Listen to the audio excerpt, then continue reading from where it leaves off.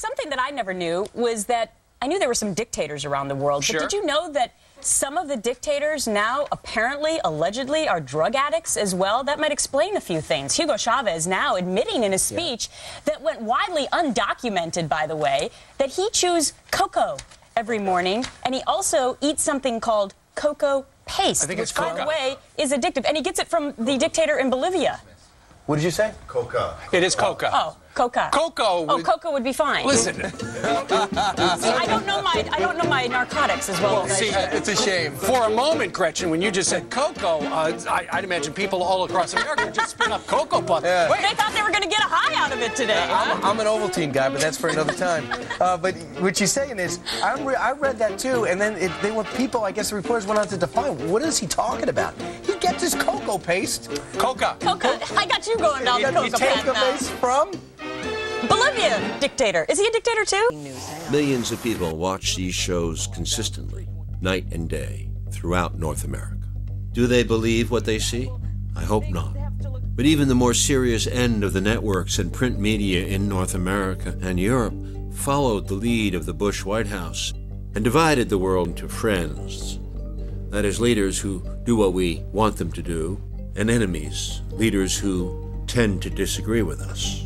Raul Castro and Venezuelan dictator Hugo Chavez, a declared enemy of the Bush administration. I think that we have to view at this point the government of Venezuela as a negative force in the region. This is the new Venezuela, being built with its own revenue from petroleum. Caracas is one of the showplaces of the Americas today because wise use has been made of the nation's income from oil, approximately half the profits on all petroleum sales.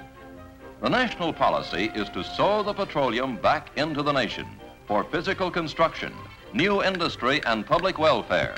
After all, we made one recent huge mistake in Iraq, and it seems to me the worse the lie, the more often it gets repeated. We do have solid evidence of the presence in Iraq of Al-Qaeda members. With the help of the media's repetition of the Bush administration statements, more than 70% of Americans polled were convinced that Saddam Hussein was involved in the massacres of September 11. Is there a smoking gun here?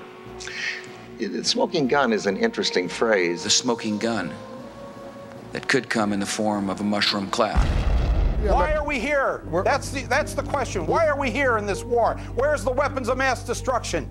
Why did it take you so long, Wolf, to finally take on Vice President Cheney? It took you to 2007 before you made the man mad at you. Those are fair questions. And I saw Dr. Sanjay Gupta over there embedded with the troops at the beginning of the war. He and the others of you in the mainstream media refuse to ask our leaders the hard questions and demand the honest answers. And that's why we're in this war. We're in the 5th year of this war because you and CNN, Dr. Gupta, you didn't do your jobs back then, and now here we are in this mess. The same strategy as Iraq was applied to the upheavals in South America.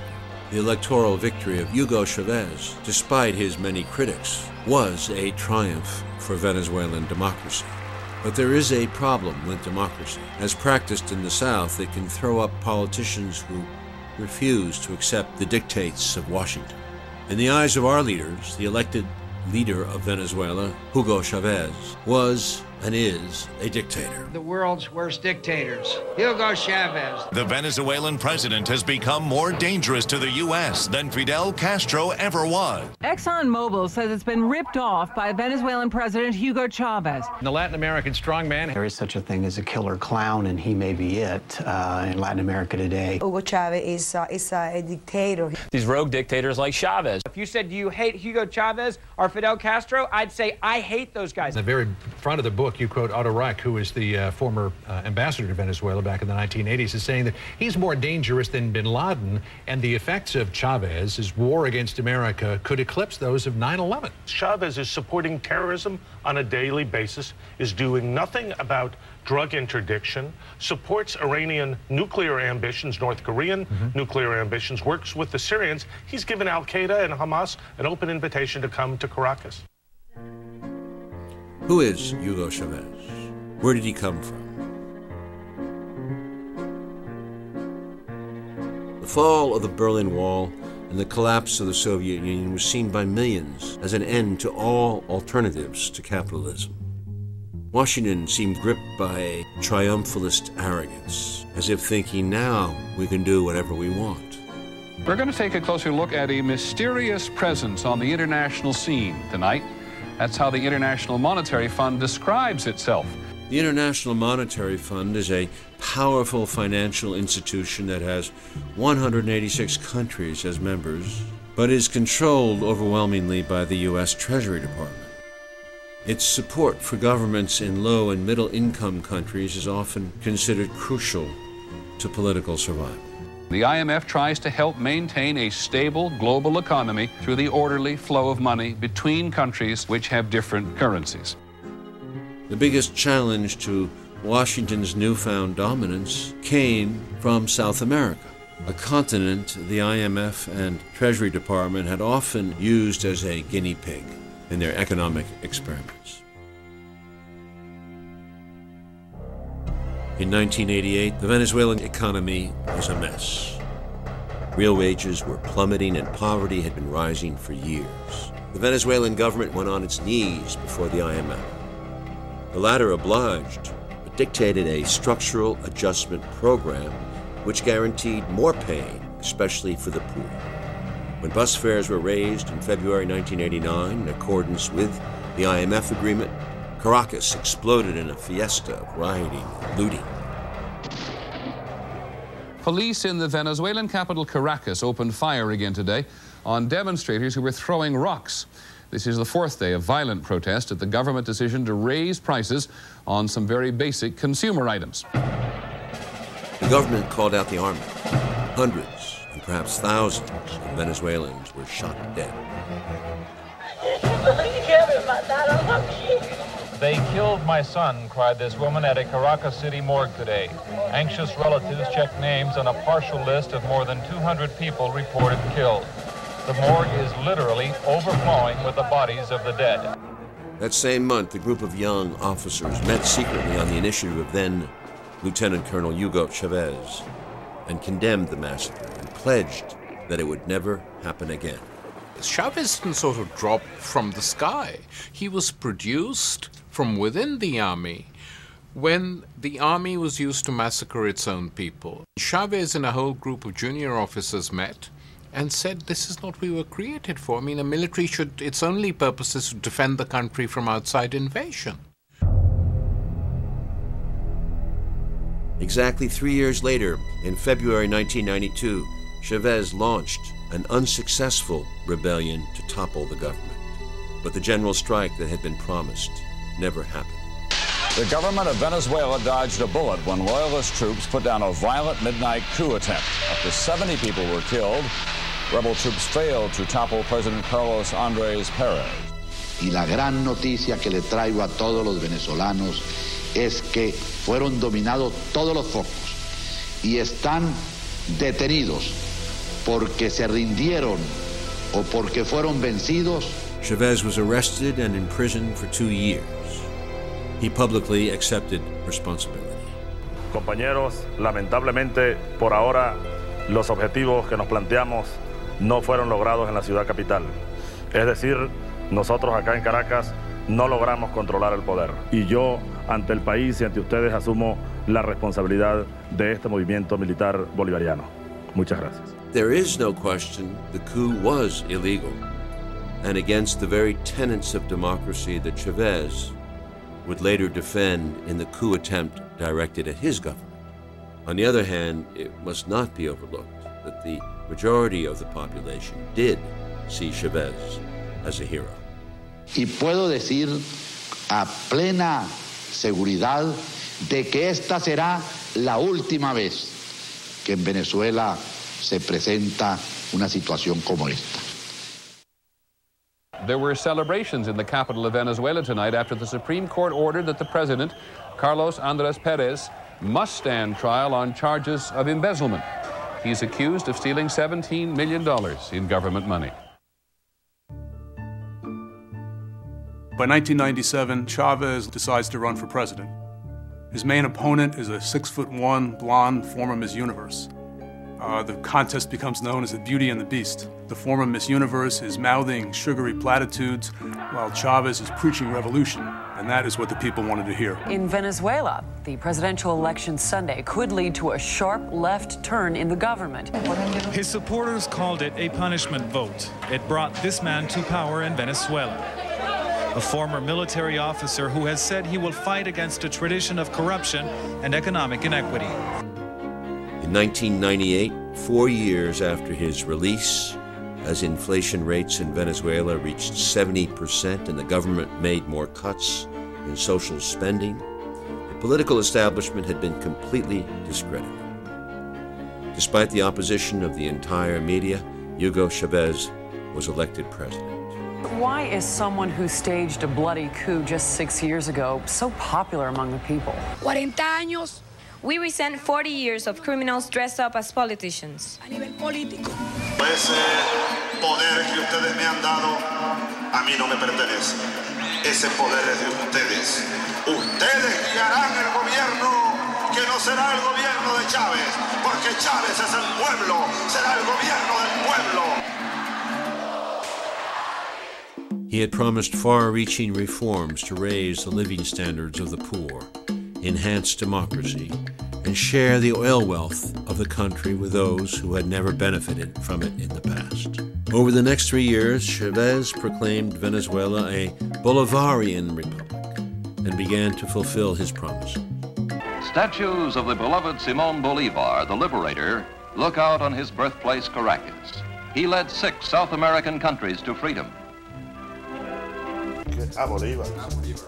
Bolívar es una foto como de Bolívar en la plenitud de su gloria.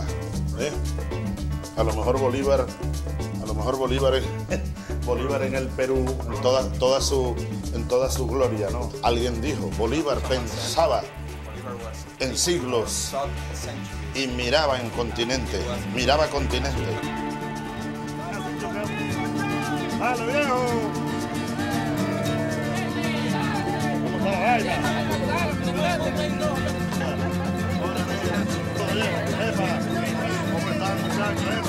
Saludos, compadre, viejo. Por segundo día consecutivo, altos funcionarios del gobierno de Washington expresaron su preocupación por la situación política en el país. We have been concerned with some of the actions of Venezuelan President Chavez and his understanding of what a democratic system is all about. Obviously, Venezuela is important because they're the 3rd largest supplier of petroleum. I would say that Mr. Chavez, and the State Department may say this, probably doesn't have the interests of the United States at heart.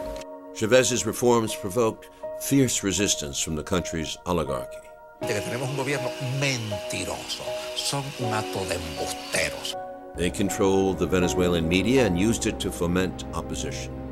They also mobilized support within the military and received help from the United States and Spain. Pienso que lo más razonable para el señor presidente de la República y su gabinete es que o presenten voluntariamente su renuncia o, bueno, o desaparezcan del país. A businessman, Pedro Carmona, was chosen to be the new president. He supposedly flew to Madrid to be measured for a presidential sash. El golpe contra Chávez tuvo un motivo, petróleo. Oil. Bush planificó. Primero, Chávez. Petróleo. Oil. Segundo, Second, Saddam Saddam Hussein, Iraq. La causa del golpe en Venezuela The cause of y de la invasión a Irak, coup in Venezuela and Iraq la invasion. misma. It's Petróleo. oil. On April 11, 2002, groups of Chavez supporters, as well as members of the opposition, were demonstrating in different parts of the city. Later, opposition demonstrators decided to march through the city towards the presidential palace where the Chavez supporters had gathered. He wants us to become a Cuba. He wants this to become a communist. There is no doubt about it.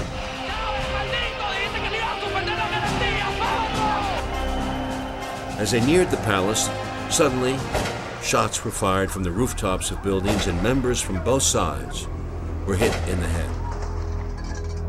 On a nearby bridge, the Chavez supporters took cover and returned fire in the direction of the snipers. as well as at the Metropolitan Police, who had fired at them 2 blocks away. The local media coverage of this event showed the Chavez supporters firing from the bridge and then showed the street where people had been hit in the head by snipers, manipulating the footage to make it appear that the Chavez supporters had fired these lethal shots. The media would also say that Chavez himself had ordered these shootings and used this as justification for the coup, which was already in progress. In the end, this is what triggered the overthrow of Hugo Chavez. Armed gangs loyal to the Venezuelan president firing on thousands of anti-government protesters. After 16 people were killed and hundreds wounded, last night soldiers surrounded the presidential palace. Mr. President, I was loyal to you, the head of the army said on national television, but the killing of Venezuelans today was intolerable. I was actually down below the bridge at the time and saw that the street was completely empty when the shooting was going on. When I got home and saw CNN and other news media reporting this, I was really shocked. Comenzó a disparar y un muchacho que estaba aquí con nosotros fue herido en la cabeza. ¿Entiendes? De ese hotel que está aquí arriba, de ese hotel disparaban los francotiradores para este puente que está aquí atrás. En este puente disparaban a las personas que estaban montadas arriba. It's a coup d'etat. They are saying that it's not a coup d'etat. It was a coup d'etat. He was taken into prison by the army. Yo le vi el rostro a la muerte. Estuvieron a punto de matarme. Allí, fusiles apuntando por delante, por detrás, y yo discutiendo con ellos, recordando al Che Guevara, que dicen que murió de pie. Y yo por dentro diciendo, no voy a implorar perdón, ni clemencia, voy a morir parado. Much of the U.S. media welcomed the coup. The New York Times editorial board wrote, "Venezuelan democracy is no longer threatened by a would-be dictator." This reference to Chavez ignored the irony of what was actually taking place at the hands of a real dictator. Se suspende de sus cargos a los diputados principales y suplentes a la Asamblea Nacional. Se destituyen de sus cargos ilegítimamente ocupados al presidente y demás magistrados del Tribunal Supremo de Justicia, al defensor del pueblo y a los miembros del Consejo Nacional Electoral. Y dirigentes de Acción Democrática introdujeron ante el Tribunal Supremo de Justicia una declaratoria de insanía mental del presidente de la República, Teniente Coronel Hugo Chávez Frías. Media in Venezuela became essentially a part of the opposition in the months leading up to the coup. That is, they were actively participating and supporting the opposition. And of course, I'm talking about the private media, which is most of the media in Venezuela. And what they were doing essentially was to broadcast every single opposition statement that was made.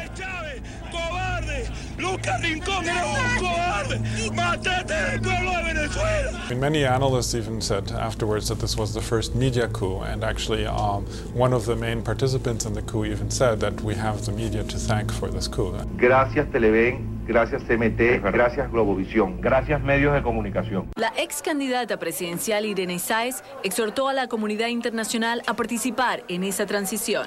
Hoy yo estoy pidiendo al gobierno de los Estados Unidos y a todas las Naciones Unidas y a la OEA que la OEA enjuicie este proceso criminal en Venezuela, que han matado gente inocente y que todos nuestros gobiernos apoyen el proceso democrático verdadero que vive hoy el país.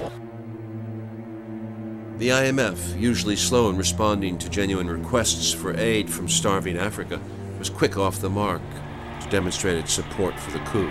I hope that these discussions could continue with the new administration, and we stand ready to assist the new administration in whatever manner they find suitable. The aim was straightforward. The IMF was making it clear to the world that the toppling of Chavez was in the interests of global capitalism. And there's reason why Washington is almost certainly smiling. We import more oil from Venezuela than any other OPEC nations. Oil prices dropped sharply today with Chavez's departure. The reason why prices are coming down so dramatically, more than likely, whoever replaces Chavez is going to be a lot more friendly to United States interests than this previous president was. Tú preguntas por qué no me mataron. Me mandaron a matar. Solo que yo soy un soldado. Yo pasé media vida en la Fuerza Armada y los militares venezolanos, sobre todo los más jóvenes, me ven como su líder. But as news spread of what had happened, the poor dramatically marched to the palace in huge numbers. Yo voté por Chávez y yo quiero que Chávez termine su mandato, porque si esto es democracia, debe dársele respeto a las leyes. And soldiers even told their officers that they would not back the coup. Se cerraron y me protegieron. Y luego me rescataron en la isla los paracaidistas con los helicópteros. Yo soy líder paracaidista y allá fueron mis paracaidistas. Y me trajeron otra vez al palacio, rodeado de pueblo. Carmona had to flee the palace. El cardenal llegó al sitio donde me tenían, a la isla, a pedirme que firmara la renuncia. Y es porque desde Washington estaban pidiendo la renuncia firmada. Le dije, vamos a rezar, vamos a rezar porque vienen a rescatarme. Se asustó. Estando él ahí, llegaban los paracaidistas. Y luego yo me lo traje a él en el mismo helicóptero. Le dije, venga. Sí, me dijo, vamos a rezar, presidente.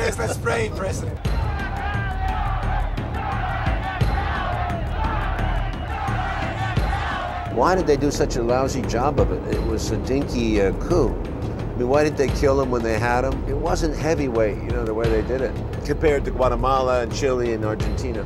La Venezuela del año 2000, 2002, no es la Guatemala del 54, no es el Chile del 73. Esto es una revolución, yo lo he dicho, pacífica, pero armada. El ejército venezolano forjador de libertades está con su pueblo.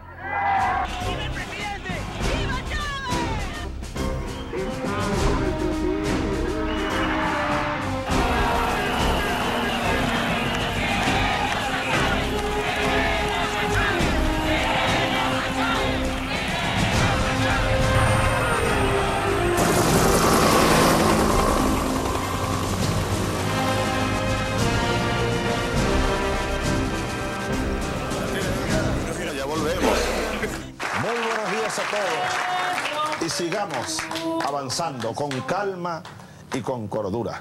Sigue. Respetando la virtud y honor. The New York Times editorial board seemed embarrassed for supporting the coup and its government.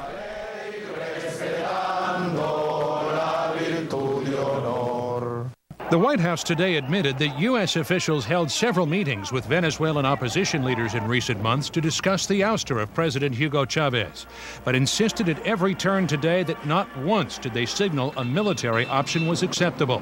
We explicitly told opposition leaders that the United States would not support a coup. On Friday, it appears they did just that, embracing Chavez's successor at the same time U.S. allies in the region condemned what they clearly saw as a military coup. When Chavez was returned to power the very next day, the White House looked like it had sided with coup plotters over democracy. Some Democrats today called that deeply troubling. I think it's incumbent upon the greatest democracy in the world to defend democratically elected governments. I don't think that the United States had a very enlightened policy towards Venezuela specifically or Latin America generally throughout the Bush administration, but this particular incident was the worst possible decision the United States could have taken. It not only locked in eternal enmity from the Chavez administration, but it made it very difficult for anybody else in Latin America to like the United States. He says that the coup that took place in his country was engineered by the United States, and some in his administration say that, in fact, you had something to do with it. What do you say when you hear that? Well, I have to laugh because the coup, first of all, there was no coup. If there had been a coup, I think Mr. Chavez would have been removed. There was a four-month investigation by the State Department. There was absolutely no U.S. involvement in that action that Chavez calls a coup. Yes, the United States was hosting people involved in the coup before it happened. There was involvement of U.S.-sponsored NGOs in training some of the people that were involved in the coup. And in the immediate aftermath of the coup, the United States government said that it was a resignation, not a coup, effectively recognizing the government that took office very briefly until President Chavez returned. The coup failed, but just 8 months later, the management of the National Oil Company launched a strike with their workers and were joined by business owners who locked out their employees. The strike, once again supported by the private media, devastated the economy, causing a severe recession comparable to the worst years of the Great Depression in the U.S. A general strike by opponents of the president, Hugo Chavez, forced the Supreme Court to stop its work today. The oil industry in Venezuela has all been shut down. This attempt to topple Chavez failed as well. In support, the Cubans sent in 10,000 doctors and free medicines to establish clinics for the poor. In a swap Chavez made with Fidel Castro, he offered Cuba cheap oil in exchange for some of Cuba's doctors, like Neyuris Moreno. Some of these people, she says, have never seen a doctor before. The stuff Chavez claims he's done, reduce poverty, was reduced much, much more under the prior leaders. One of my colleagues in the State Department says that Chavez loves the poor people so much he's created millions of new ones. After the government got control of the oil industry, the economy doubled in size over the next 6 years, with poverty reduced by half and extreme poverty by more than 70%. Aquí se da todo.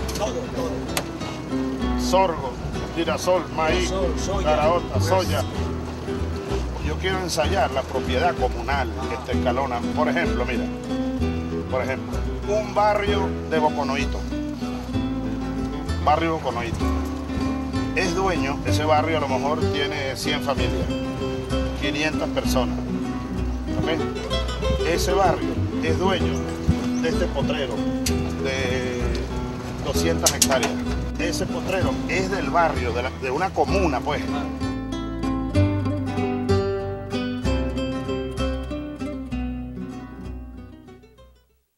Chavez has a very poor human rights record. The Bush administration has compared him to Hitler. Human rights has become a new buzz phrase, much as freedom was during the Soviet era. But even here, political double standards exist. By comparison, our closest neighbor and ally in the region, Colombia, has a far worse human rights record than Venezuela. But because President Uribe is perceived as a friend to Washington in their war on drugs, they get a pass in the media that Chavez doesn't. Chavez has made a point of appearing in public with the tyrants Washington loves to hate. We have the ability to take him out, and I think the time has come that we exercise that ability. We don't need another $200 billion war to get rid of one, strong-armed dictator. It seems to me from the few days I've been with you that you've grown a very thick skin to this, but at first you must have been shocked. Me afectó. En lo personal, me dolía la mentira y el irrespeto a un pueblo. Pero luego me di cuenta que es parte de un juego y que por más que yo haga, yo me puedo vestir de cura, con un copito de esos rojos aquí. Me van a seguir diciendo, tirano. Los pueblos saben la verdad. I understand Chavez's confrontational approach. After the coup, it started to feel a little bit more like war. George W. Bush. You are a donkey, Mr. Bush. Ayer estuvo el diablo aquí.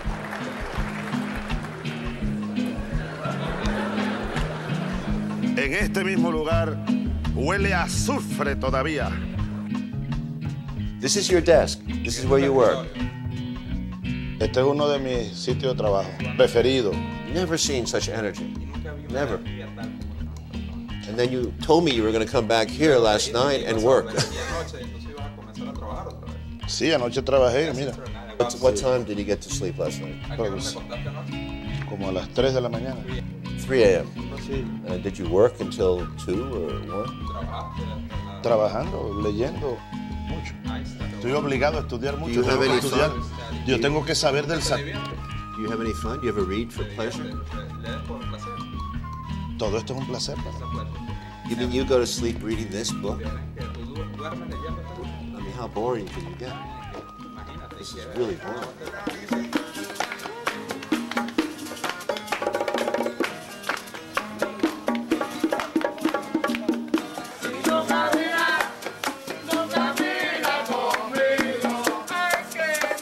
Well, the first thing to know about Chavez is that he was literally born in a mud hut and grew up in poverty. And this affected his view of Venezuela, as well as ultimately his lifelong mission to transform the country. Yo nací. I was born allá, 100 metros allá. Hola. Bienvenido a su pueblo. Welcome to your town, Mr. President. Hola, ¿cómo está mi vida? Mira, muchachita. Venezuela pasó 50 años sin proyecto. Ahora tenemos un proyecto.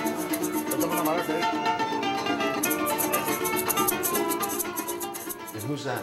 ¿Y quién es esta que está aquí? La abuela. My grandmother. That's the grandmother. Esa es la abuela, ¿no? Es una foto muy vieja que la recuperamos de una cédula de identidad.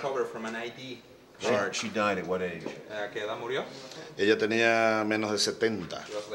Producto seguramente de tanto trabajo.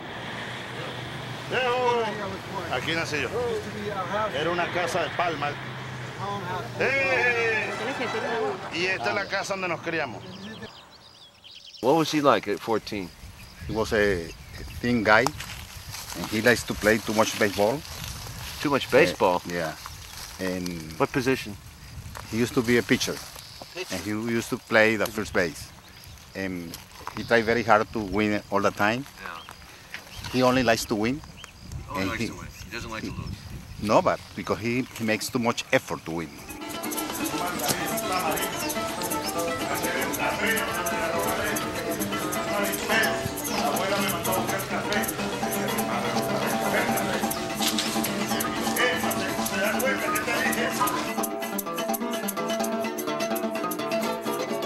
Think about the past, Hugo. Your grandmother's out behind you. Your grandmother is coming out the door. If I start thinking about that, I'll be crying. And action.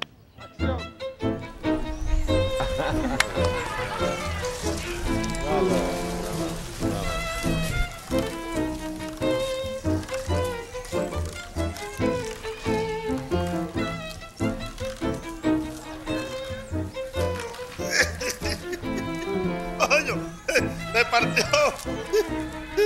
Tengo que pagar. Tengo que pagar. Coño, ¿de quién es esta bicicleta?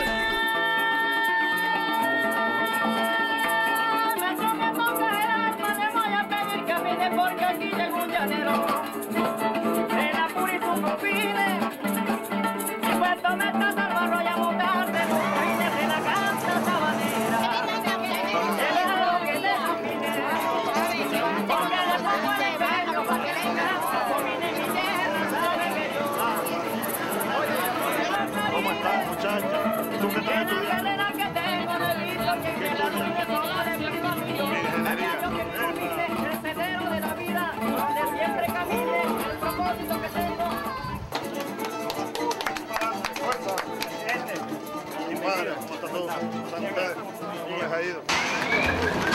¿Cuántas vacas tienes ahí? 10 dando leche. Dando leche 10. ¿Cuántas producen? ¿Cuánta leche diaria cada vaca? 4 litros. Hay que levantar esa producción. Y es tuyo, es propiedad tuya, de la familia, pues. Sí, ¿estudiaste hasta qué? Hasta sexto grado. Sexto grado, tienes que sacar secundaria a la Misión Rivas.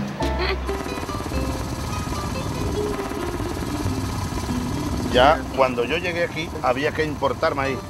Ya no hace falta importar maíz. Batimos récord de producción este año. Ahora nosotros estamos instalando las plantas. La bomba atómica iraní está aquí. This is where we're building the Iranian atomic bomb. Va a procesar 72 toneladas al día. Así que no diga eso. La bomba de maíz. The corn bomb. El maíz sale de ahí corn comes out of there, a nuestra planta, to our own plant, hacemos la harina, en este caso con apoyo de Irán, with the support of Iran, y la vendemos muy barata a los pobres y al pueblo, a todos. Hace 200 años comenzó una revolución. Bolívar la dirigió, libertando estos pueblos del Imperio Español. Y comenzó el sueño de una república libre, soberana. Pero luego nos cayó el Imperio norteamericano, el Imperio inglés, y partieron esto en pedazos. La historia nuestra es terrible. Este continente quiere ser, queremos ser nosotros mismos. Yo te quiero mostrar. Look, Oliver, I want to show you something. ¿Tú ves? You see? Aquella estructura es un viejo cuartel. Y allí tuve yo el día de la rebelión militar. Eso fue el 4 de febrero del 92. 1992. Ese era el puesto de comando de la rebelión. Estaban tomando el palacio, nuestros militares rebeldes de Caracas. Yo he podido morir ahí. Ahí murieron soldados míos. Yo estoy fuertemente conectado con los que murieron ese día, con los que murieron aquí. En esas ventanas todavía hay impactos de disparos de aquel día. Esos muertos, yo los cargo aquí. Those that are parte de mi part compromiso. of my commitment. As a soldier, ex-soldier, I understand. Como soldado y como ex-soldado también lo entiendo. Chávez's victories in Venezuela had begun to transform his own country and offer hope to others. Powerful social forces were massing in the South, cutting across national boundaries. It was as if Simon Bolivar's dream had begun to be realized. The old oligarchies, privileged, lighter-skinned, prepared to defend their status with force, and the new social movements, indigenous, darker-skinned mixtures, and above all, poor. Chávez now moved further to the left and proclaimed that socialism was the only way forward, calling on other South American states to join in the Bolivarian Revolution. Would they? Legalizing cocaine. That's one of the central planks in the campaign of Evo Morales, a fiery leftist and consistent U.S. critic who is running for president of Bolivia. He is a man who is no friend of the Bush administration. Evo Morales, who used to run Bolivia's Cocoa Growers Union, is the first Indian to be elected president of that country. Morales, who just last month called President Bush a terrorist, is part of a new wave of left-leaning leaders in South America. The stakes here are high. Bolivia has the second largest natural gas reserves in South America. The flight from Caracas to La Paz is a straight line down across the Andes. It was in Bolivia that Che Guevara was captured and killed on CIA orders in 1967. 40 years later, in 2005, Bolivia had, for the first time ever, elected the leader of the indigenous people, over 70% of the population, Evo Morales, as their president. As leader of the coca farmers, Morales had been imprisoned by the oligarchs. Giant social movements in defense of the coca farmers against the IMF and water privatization had woken the country. The government decided to sell the water supply of Cochabamba to Bechtel, a U.S. corporation. And this corporation, one of the things it got the government to do was to pass a law saying that from now on it was illegal for poor people to go onto the roofs and collect rainwater in receptacles, because that challenged their monopoly of water. There was an uprising. Unrest is growing in Bolivia. The government has declared a state of emergency after days of protest over, among other things, rising water prices. At least 5 people have been killed. It was movements like this that propelled Morales and his movement for socialism to power. Some called it Che's revenge. Que no tengo ningún miedo decirle, soy uno de los admiradores de Fidel y el compañero Hugo Chávez. Others saw it as the victory of truth against corporate tyranny. When we landed in La Paz, we all struggled with the altitude. It's the highest international airport in the world.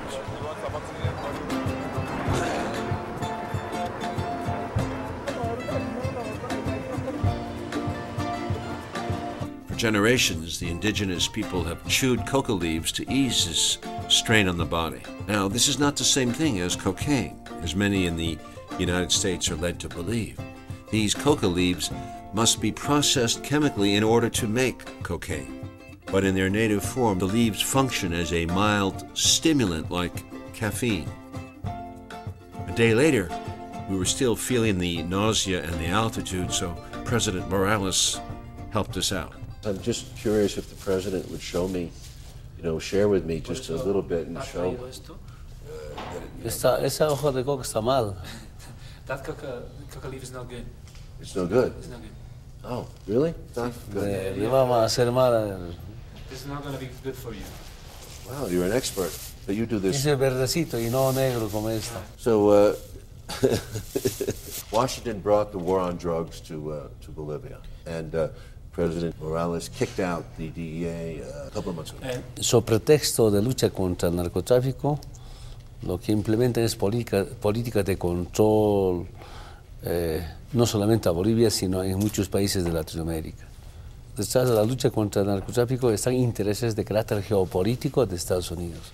War on drugs, there are some geopolitical interests of the United States. Right. Eso sí es. Control. Control. Control. No? Así se consume, a ver. This is how you consume it. Yo lo invito y me recibe en los dos manos. He's going to invite you and you need to... Eso. Una vez teniendo en la mano, te agarras. You hold them. Te agarras de esta colita y... Huh? What's wrong with the tail? No, that's how you hold it. ¿Qué? No solamente el control político, y en algún momento ahora nos estamos informando que planificaron asesinatos a líderes políticos, miembros de las Fuerzas Armadas y de la Policía Nacional. Los van denunciando como durante la década pasada, como también en esta década, han ido planificando a acabar con vidas, especialmente el mío. So 2 months ago you kicked him out, and then the American ambassador, when? Octubre, ¿no? La expulsión del embajador, y en noviembre la embajada a la DEA de Estados Unidos. ¿Yo cuántas veces he sido detenido? Torturado. Tortured. Yo de ahí confinado. Tortured for what? Acusaciones de conspiración, de sedición. Was he tortured by Bolivian soldiers or were there American advisors? Soldados bolivianos bajo la dirección de la DEA de Estados Unidos. What was the last time he was in prison? Bueno, el 97, ¿no? 1997. Después he sido diputado, pero expulsado del Parlamento en el año 2002. Y el plan era detenerme, encarcelarme e inhabilitarme como candidato a presidente. Y fracasaron. Por primera vez no se permite ninguna base militar extranjera. There's none now, is there? ¿Hay alguna ahora? Ya no hay. Not anymore. Había antes. So now he's joining the Yugo ranks. He's becoming more the bad left in the American media. Como los medios que van a siempre tratar de criminalizar la lucha contra el neoliberalismo, contra el colonialismo y contra el imperialismo. Y es casi normal. Acá el peor enemigo que tengo son los medios de comunicación. Could we say generally that the goal of the presidents of the region would be to own their own resources, their natural resources? Recuperar los recursos naturales es una base para las economías de los distintos países del mundo. Just in closing, how would he describe himself? Yo me siento más dirigente sindical que presidente, porque como dirigente hay una lucha permanente. Permanent struggle. Y a veces aquí los ministros me dicen, tú eres presidente, no digas eso, incluido este viceministro. Now that he's woken me up with the green leaves, is it possible we could just go outside for a second? Show me if he's awake. I don't know if he's awake. Siempre con energía. I want to play soccer with the president. Can you show me a little soccer ball action? Does he like Maradona?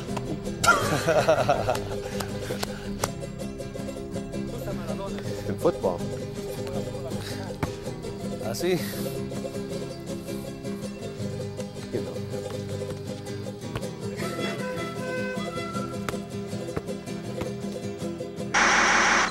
Here's the new anti-American, Spanish-speaking Latin triumvirate, Bolivia's Evo Morales, Hugo Chavez in Venezuela, and Cuba's Fidel Castro, who says the Latin American geopolitical map is a-changing, and he is right.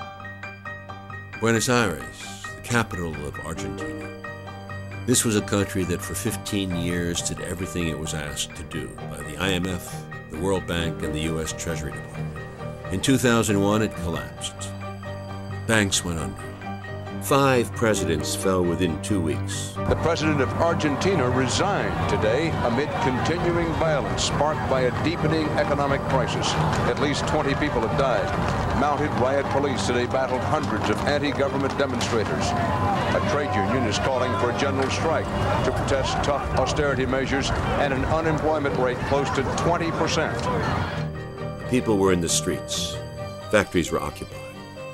In the big park in Buenos Aires, delegates from every locality, rich and poor, met to discuss their fate. Nestor Kirchner was elected president and refused to agree to IMF conditions, forcing them to back down. After his term was over, his wife, Cristina, injected with the same Bolivarian spirit, was elected. A mí me parece que, como te decía, ¿no? Por primera vez en la región los gobernantes se parecen a sus gobernados. Si vos vas a Bolivia y mirás la cara de Evo es la cara de los bolivianos. Es la primera vez que esto sucede. El presidente uno de los últimos o anteúltimos presidentes, el que derrocaron, Sánchez de Lozada, le costaba hablar en español porque vivía en Estados Unidos y no tenía absolutamente nada que ver con los bolivianos. Le contaba la otra vez a periodistas que me interrogaban, dice que Hugo Chávez quiera exportar su revolución o su cambio o su socialismo a toda América Latina y esto no puede ser así, me decían, ¿no?, los periodistas europeos. De esa manera piensan los que son colonialistas, como ustedes los europeos, que han sido toda la vida coloniales y que han siempre tratado de instalar las ideas que ellos tenían en otros países. Nosotros que en la región no tenemos experiencias internas de colonialismo de un país sobre el otro, al contrario, sino que hemos sido también sujetos que hemos sufrido el colonialismo, no pensamos que nadie quiera imponernos nada. Al contrario, creemos en la integración, respetando las modalidades, las identidades de cada país, las culturas y los procesos políticos que nunca son iguales en ninguna parte, porque no son iguales los pueblos, porque no son iguales las sociedades y porque no son iguales las historias. Creo que no hay ninguna experiencia de los gobiernos actuales en América Latina ni en el mundo que haya tenido la cantidad de elecciones por las que ha pasado Hugo Chávez. O sea, creo que va por la 13ª elección. No he visto muchos dictadores con 13 elecciones consecutivas. Se puede estar de acuerdo con lo que dice o no, pero decir que en Venezuela no hay libertad para decir lo que cada uno piensa, no me pareció en absoluto, al contrario. ¿Y cuántos pares de zapatos tienes? No sé, nunca los conté. Pero, qué sé yo. No sé, nunca le preguntaron a un hombre cuántos pares de zapatos tiene o cuántos pantalones tiene. Le preguntan siempre a las mujeres esas cosas. Okay, now we've established your feisty credits. Ay, gracias. Acá estamos mucho mejor. Tráeme la foto que tengo en mi escritorio, a ver, del 25 de mayo del 2003 cuando asumió Kirchner. Esa foto te va a gustar más todavía, una foto divina. Estoy con viejos conocidos ahí. Sí, porque quiero ver, quiero que la veas porque realmente es una película lindísima. A ver si la encontraron. Hombres tenían que ser para ser tan lentos, Dios mío. Like that. ¿Hasta cuándo te quedas? Men are slow, women are fast.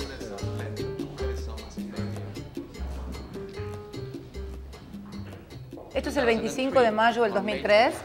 Kirchner asumiendo, Fidel riéndose y yo que ahí estaba de First Lady. Argentina had a terrible recession between 1998 and 2002. Can you describe to us what role the IMF played and what Argentina did to pull itself out of that recession?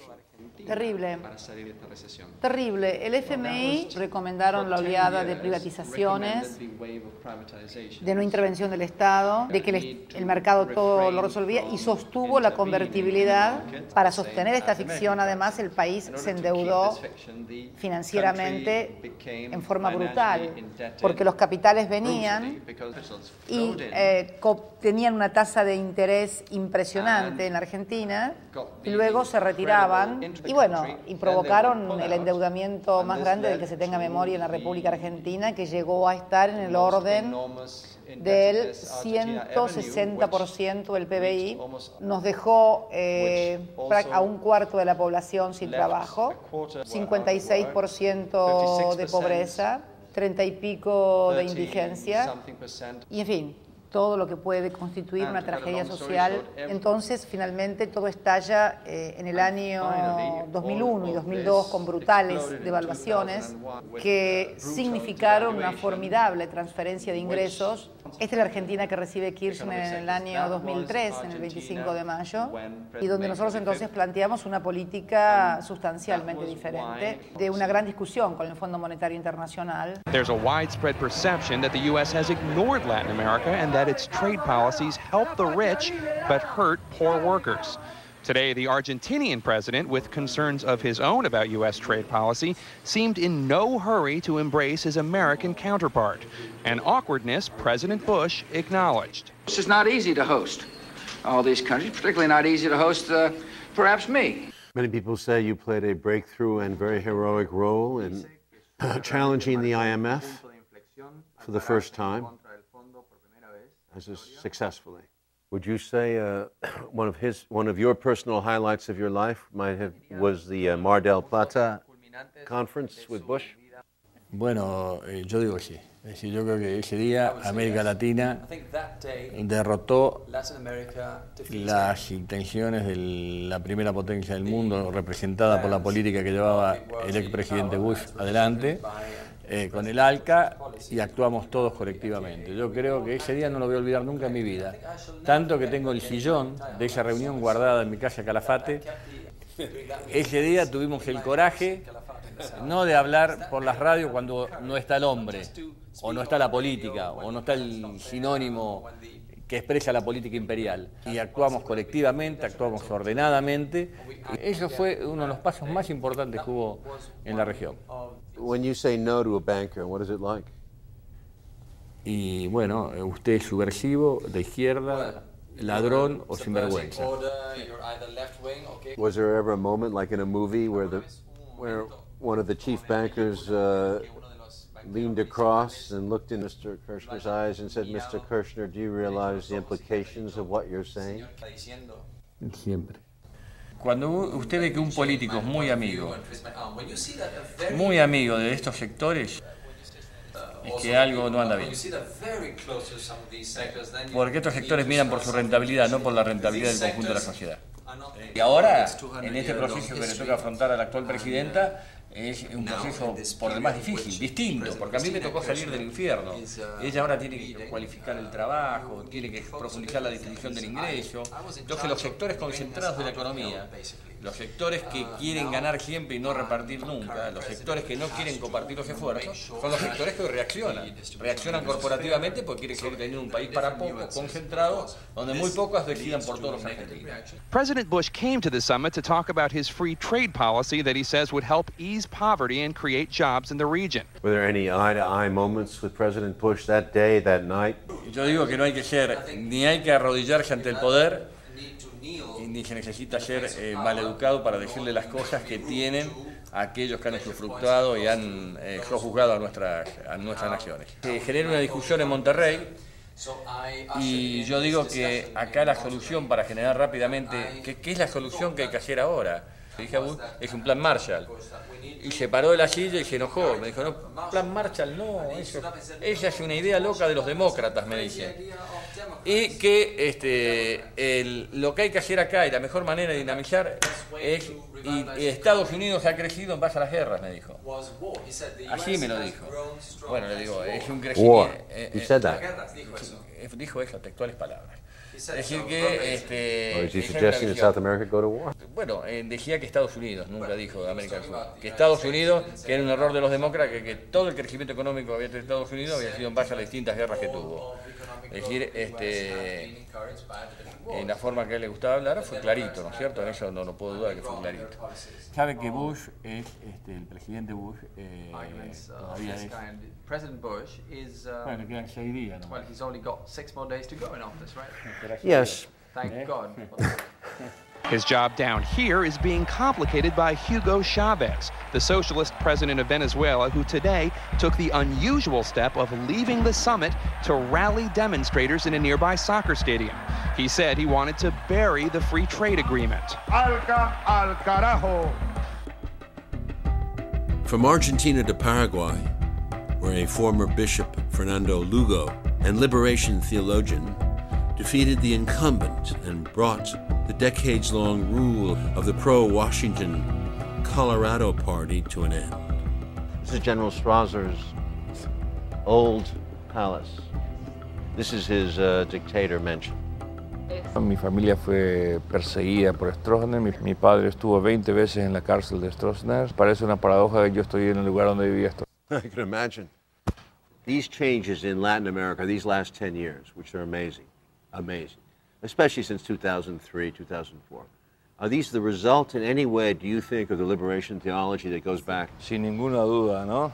Nosotros creemos que América Latina, las raíces del cambio real, comienza con una manera nueva de pensar. Hace 15, 20 años nadie pensaba que un indígena puede ser presidente, que 2 mujeres puedan ser presidentes en 2 países importantes, que un metalúrgico pueda ser presidente, que un militar pueda ser presidente, y menos aún que un obispo pueda ser presidente.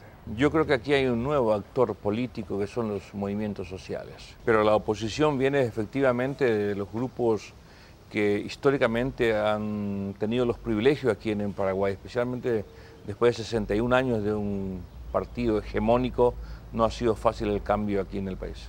Aquí hay un grupo que se ha privilegiado históricamente del gobierno, de los recursos del Estado. Nosotros somos coherentes con la opción de la teología de la liberación. Si aquí tiene que haber privilegiados, tienen que ser los históricamente olvidados, los indígenas, los sin tierras, los sin educación y sin salud, que son los que hoy deben ser los primeros en atención. Los cambios son de tener una administración honesta, transparencia, que las instituciones recuperen su dignidad y un crecimiento económico, pero con mucha equidad social. No me puedo despegar de 30 años de acción pastoral dentro de la iglesia, y nosotros también decimos, uno es el que siembra, como dice San Pablo, otro es el que riega, otro lo hace crecer y otros los cosecharán después. Does Paraguay still have links to IMF? Sí, tenemos How much debt? 2.300 millones de dólares. Chavez lent Argentina, was it $6 billion to... Argentina, 6 billones. So that they would not go into debt. Chavez would make you that loan if I talked to him. How old is he? ¿Cuántos años tiene usted? 57. He has time. He has 30 more years. Tiene tiempo. Well, Fernando Lugo, you're a very gentle man, and I think a very good man. I wish you great good luck. Muchísimas gracias. Coming time. Esto realmente no lo vamos a olvidar nunca. In Brazil, the changes were more political than structural. Lula da Silva has been elected president of Brazil with the largest margin of victory in the country's history. Mr. da Silva is the first left-wing, working-class president in the country's history. He was a labor union leader and a political prisoner when the right wing ran Brazil. Brazil has the 9th largest economy in the world and is deep in an economic crisis. The Bush administration supported his opponent. But the president was Lula, a working-class leader. Lula may not have directly confronted the IMF, but he did refuse any Brazilian complicity in the planned destabilization of Venezuela or Bolivia. Now serving out his last term as president, I found him combative like his early self. E muitas vezes aqui na América do Sul, nós tivemos governantes subservientes. Muitas vezes aqui, e também uma elite subserviente.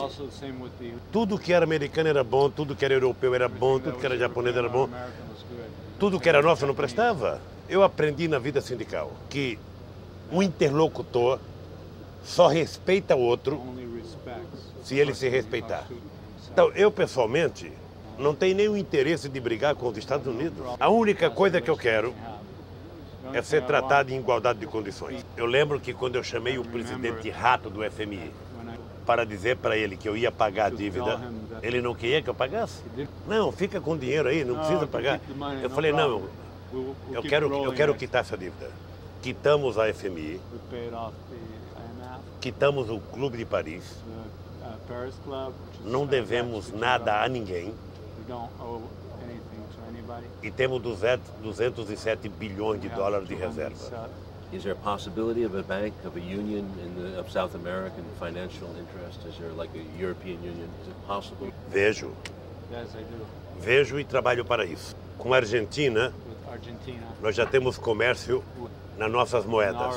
Agora, esse é um processo que precisamos costurar. Precisamos construir. Porque eu sonho que a gente tenha uma estrutura de moeda única na América do Sul, de ter um parlamento da América do Sul, de ter instituições políticas na América do Sul, de ter instituições sindicais unificadas na América do Sul. Eu acho que nós estamos mudando, sabe, o patamar de governança na América Latina e pela primeira vez os pobres estão sendo tratados como seres humanos. O resultado do avanço político na América Latina é o resultado do fortalecimento da democracia. Eu sou um otimista inveterado. Thank you. Thank you. And if you would like to say anything to Hugo on the way out? My brother. It's my brother. You too. The last two presidents on my list were Raul Castro of Cuba and Rafael Correa of Ecuador. Correa displayed his disdain for President Bush, saying U.S. policies in Latin America are directly responsible for the rise of leftist movements across the region. When Washington objected to Correa's demand that they remove their military base from his country, the new president demanded equality, an Ecuadorian military base in Miami.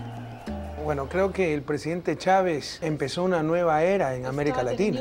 Para nosotros en estos momentos es extremadamente duro tratar de hacer los cambios que queremos hacer y que necesita el país. Ahora que hay muchos gobiernos amigos en la región, como el del presidente Chávez, el presidente Morales, de los Kirchner en Argentina, Lula da Silva en Brasil. Me imagino lo duro que haber sido para él hace 10 años, cuando estaba absolutamente solo en una Latinoamérica llena de gobiernos neoliberales. La principal y tal vez única influencia de Chávez es que nos dio ejemplo en muchas cosas.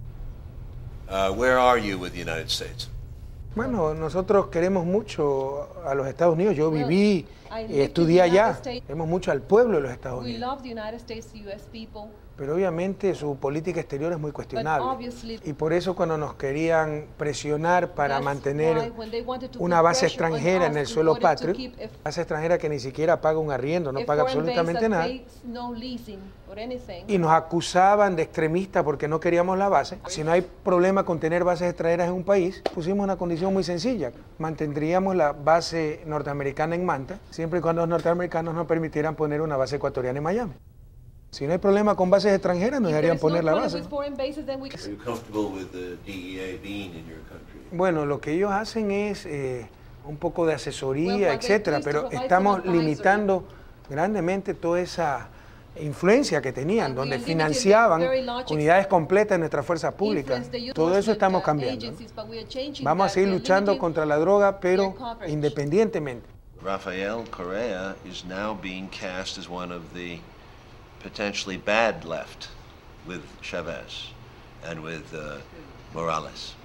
So does he see that, or does he still think he's a favorite of the American media? Con todo respeto, conociendo a la prensa norteamericana, estaría más preocupado cuando hable bien de mí. Good evening. The bad news on assassination plots was reported today by the Senate Intelligence Committee.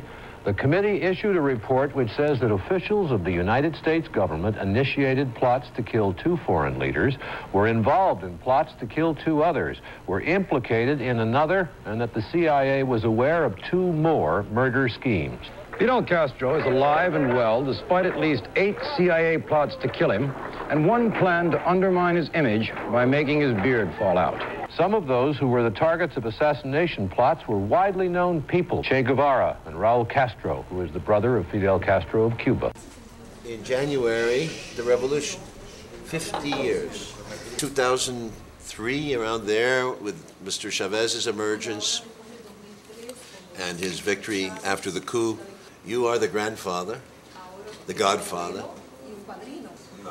And what do you think Nosotros fuimos acaso los primeros, pero no padrinos. Todos son mayores de edad, todos caminan con sus propios pies, con sus propias ideas y aportando nuevas ideas. Por ejemplo, el socialismo del siglo XXI. How do you feel about these inheritors? Some optimism? No son herederos de las obras nuestras. Todos somos en definitiva herederos de algo. Los cubanos somos herederos de los libertadores de América, empezando por Bolívar, Sucre, de Toussaint Louverture, el haitiano, la primera y única revolución triunfante dirigida por esclavos en la historia de la humanidad. Somos herederos de la lucha más reciente de otros compañeros que han caído, como el Che Guevara, etc.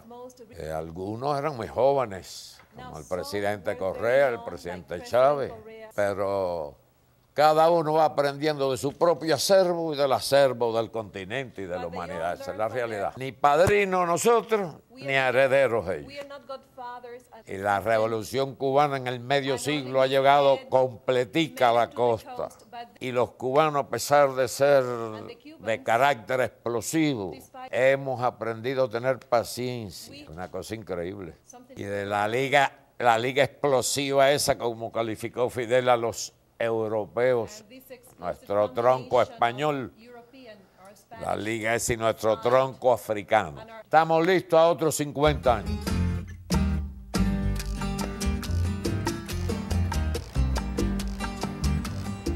But 6 years ago, in January 2003, we were here to do Fidel.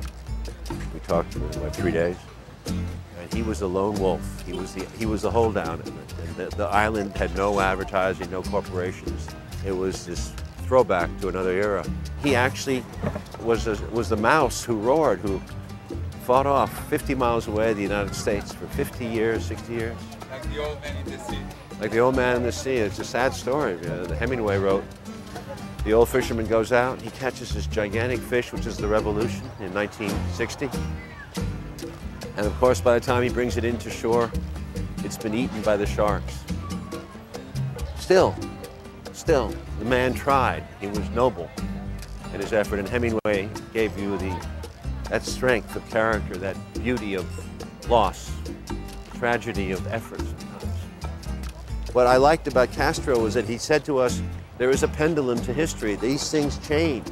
And he saw in some weird way that this whole thing in 2000 was going to shift. And I hope to God we see the end of this predatory capitalism. I think there's such a thing as a benign capitalism, but there's a predatory one that really destroys people, and we've seen it all our lives. Chavez is facing the same odds as Castro, but I think he has more allies. First of all, what impressed me about Chavez is his strength. He's a bull. He's got the same strength that Castro had when we met him in 2003. But remember how strong Castro was. He kept it up. Chavez keeps it up. What do you think in the U.S. they hate Chavez so much? That's clear. He's a threat as much of a threat to the system as Castro was.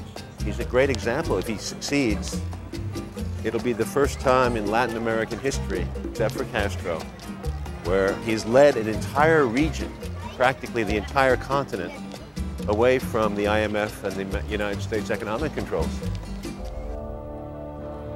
Soon after I returned to North America, another president appeared on the scene. If there is anyone out there who still wonders if the dream of our founders is alive in our time, who still questions the power of our democracy. Tonight is your answer. Ojalá Obama sea un nuevo Roosevelt y Obama plantee un nuevo New Deal, no solo a Estados Unidos, a todo el continente y al mundo.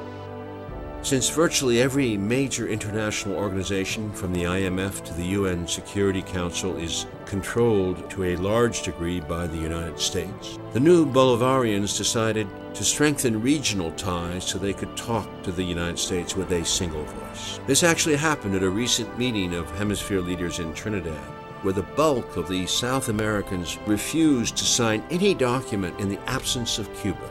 This was not reported with the proper perspective in the U.S. press. Were this model to be multiplied in other continents, U.S. hegemony could be severely eroded. Talking with Chavez, good move, bad move, certainly historic, correct? My president went to Trinidad, and all I got was this lousy Che Guevara t-shirt.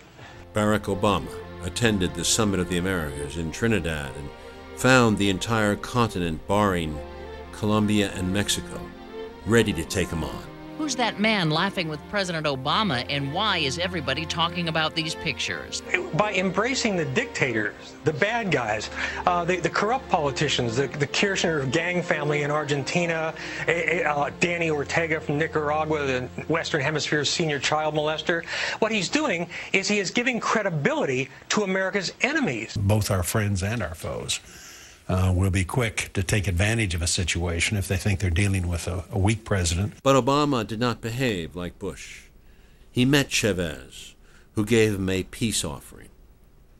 It's unlikely that as a consequence of me shaking hands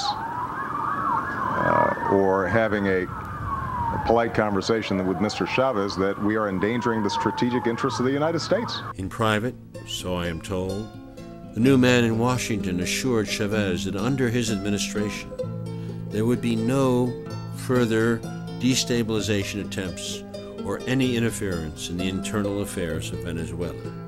If true, this is a small step forward. Eu disse que o Obama tem três coisas que ele tem que dar um sinal ao mundo. Primeiro é o bloqueio a Cuba. Não tem mais nenhuma razão de ser. Segundo, é trabalhar intensamente para a paz no Oriente Médio. Depois poderia convidar o Chávez para ir aos Estados Unidos? Esos 50 años no han sido en vano, por eso hay un Chávez, hay en Bolivia, hay en Nicaragua, hay Ecuador, Paraguay, me animo a decir, y algunos llamados centroizquierdas como Lula, es decir, una gran rebelión de los pueblos contra el imperio en Latinoamérica. Un mundo multilateral donde una potencia no puede decidir por todos. Porque le hace mal a la propia potencia. Cuando usted se cree dueño del poder absoluto, es lo mismo que en la política. Es lo que yo siempre le digo a Hugo también, esto lo hablo con total objetividad. Yo tengo una gran relación con Chávez, es mi amigo, pero le digo, construir colectivamente. En vez de ser vos el único, vos tenés que tener 10 candidatos a presidente en tu espacio y en tu candidato, no podés ser el único. Vos te enfermás, te morís, se terminó el proceso. Es decir, creer en que una sola persona puede ser la garantía es lo mismo que creer que una sola potencia del mundo puede arreglar los problemas del mundo. Es decir, hay que... The triumphalism and euphoria that existed after the collapse of the Soviet Union has virtually gone. Everyone knows that it's a more difficult world that they have to confront. The size of the Hispanic population in the United States is now larger than it's ever been. The new migrants act as a bridge with South America. The interesting question, which in my more utopian moods I sometimes ponder, is whether the changes in South America might travel across this bridge via the Hispanic populations in the United States and produce something which none of us can foresee. In Venezuela, Bolivia, Ecuador, and Paraguay, 95% of the media networks were savagely hostile to the Bolivarians. And yet they won. There is a lesson here to be learned. I heard he's a big admirer of the 1770s, the Indian Revolution against Spain of Tupac Katari. de nombre Julián Apaza, de apodo Tupac Katari, y salvajemente por los españoles ha sido descuartizado. Y en el momento de ser descuartizado, él dijo: yo muero, un día volveré millones. Ahora somos millones.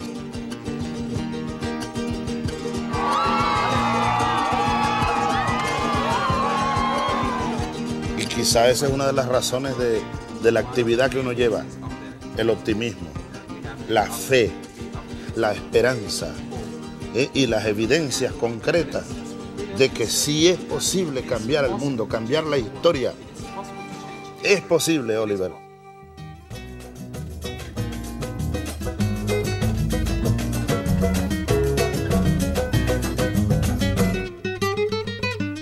Ai, ai, ai, ai, é o canto do pregoneiro que com sua harmonia traz alegria em South American Way. Ai, ai, ai, ai, have you ever danced in the tropics with a hazy, lazy, like kind of crazy, like South American Way? E ben de vatapa, e ben de caruru, e ben de mungunza, e ben de umbu. Su tabuleiro tem tudo que convém, mas solo falta ai, ai, berenguendem. Ai, ai, ai, ai, have you ever kissed in the moonlight, in the grand and glorious, gay notorious South American Way? Ay, ay, ay, ay, ay, ay, ay. Ay, ay, ay, ay. Ay, ay, ay, ay. Ay, ay, ay, ay. South American Way. Ay, my way, your way.